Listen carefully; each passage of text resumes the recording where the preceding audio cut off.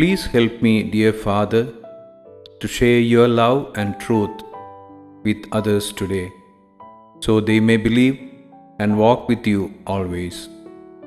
Amen.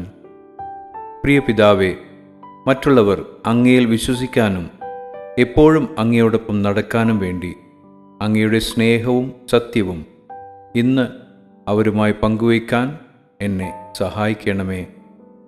Amen. Psalm 112:4. Even in darkness, light dawns from the upright, for those who are gracious and compassionate and righteous. സങ്കീർത്തനങ്ങൾ 112:4. നേരുള്ളവർക്ക് ഇരുട്ടിൽ വെളിച്ചം ഉദിക്കുന്നു. അവൻ കൃപയും കരുണയും നീതിയും ഉള്ളവനാകുന്നു.